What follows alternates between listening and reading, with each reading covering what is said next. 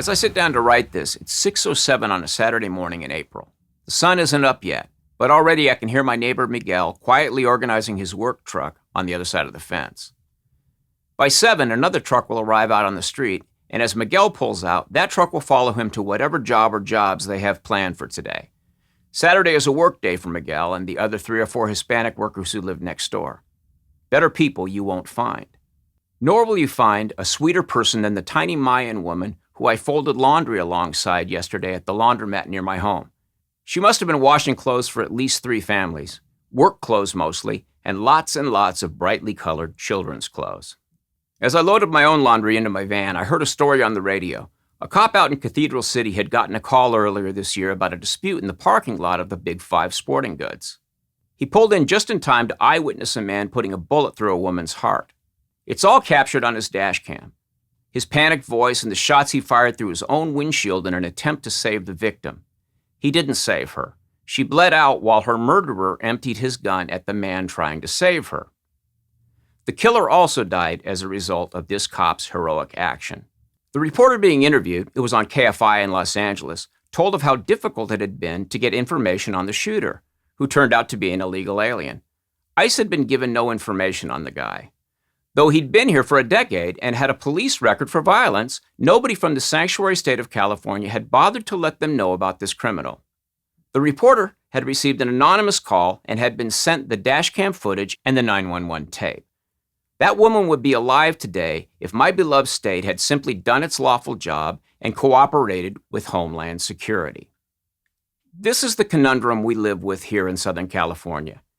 Every day we see and interact with good people working and sacrificing to give their families in Central America a chance at a better life.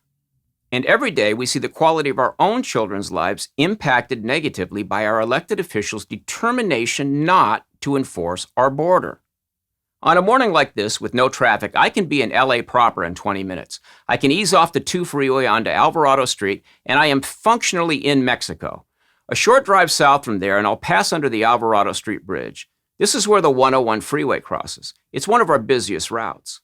I'll see the tents of the homeless there, like a shanty town, unless it's one of the days when city workers move the tents out so they can clean up the refuse and hose down the sidewalks. On those days, the homeless wait in the city park nearby until the sidewalk is clean and dry, and then they move right back under the bridge until the next time. We simply have way too many illegal immigrants in this city. There is no viable path into the trades here anymore unless you will work cheap and can speak fluent Spanish. All of the jobs that these homeless people might be able to do are being done by illegals.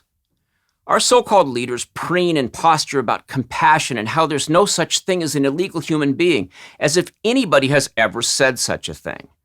Then they go back to the pristine walled communities where they live and leave the poor of our country and several other countries to compete for the shit work their own children will never even witness, let alone perform. The man in Washington who is trying his damnedest to restore a semblance of balance to our state's economy is the favored whipping boy among California's liberal elite. They hate this man with a passion difficult to describe, and now he's talking about releasing some of the thousands of desperate immigrants who are swamping the system down at the border into the Tony enclaves where Pelosi keeps her California mansion, where such major donors as Tom Steyer plot Trump's overthrow. Our plastic pretty boy governor has complained about having to spend too much time in Sacramento. Yuck. Out there in the farm country? He wants to be with his own kind, sipping a good vintage and watching the sunset over the Golden Gate. The sun is indeed setting here. Soon we'll have even more taxes added to each gallon of gas we buy. A targeted tax on the working poor who need to drive here and there doing all the tough work. Already we pay 60 cents on every single gallon, and they want more. There and at the DMV too, where registration fees and strict smog regulations further punish those who cannot afford to drive the stylish cars that are exempt from these endless fees and fines. Last year, the fair-minded among us rebelled at that injustice, and now the Green New Dealers will be hit with a fee for their share of the roads. How much will Newsom pay for driving his electric car? $100. $100 a year. That's what the super rich rocketing through the canyons and Teslas will pay for road upkeep. The rest will come out of Miguel's pocket, and my pocket, and my handyman neighbor Todd's pocket, and the pockets of the jeans being folded by that little Central American woman in the laundromat. All of these millions of brown people supposedly being hunted by the monster Trump are really being brutally exploited by those smug assholes who hide in all the best neighborhoods while their imported servants do the dirty work. And while black and brown and white citizens struggle to stay afloat in a place where rent is higher than a mortgage payment in a sane state. I know that Donald Trump will not actually drop off busloads of confused illegals at Pelosi's house. Dianne Feinstein won't wake up next week and find a caravan outside her little border. No, this struggle happens way down there in the working class, where these posh virtue signalers never venture. Trump is just trying once again to wake Americans up to the staggering hypocrisy of the Democrats. Of course, their brainwashed minions won't connect the dots. They will take one look at the news on CNN and completely buy the narrative that it's Trump and his supporters who are dehumanizing immigrants. After all, what do a bunch of blue-collar yahoos know about being a poor person struggling to survive? Our population in California is pretty stable. The Democrats like to pretend that it's because immigration is not an issue. It's really because people are streaming out of here as fast as they can afford to. I heard from my buddy Bo the other day. He wrote to say goodbye. He and his wife are moving to Mansfield, Ohio, where they will finally have a house of their very own. As Bo called it, the first owned house we've ever lived in. The other reason is that the rich people aren't breeding. They leave that job too to the hordes of immigrants now fighting to cross the border before it's too late.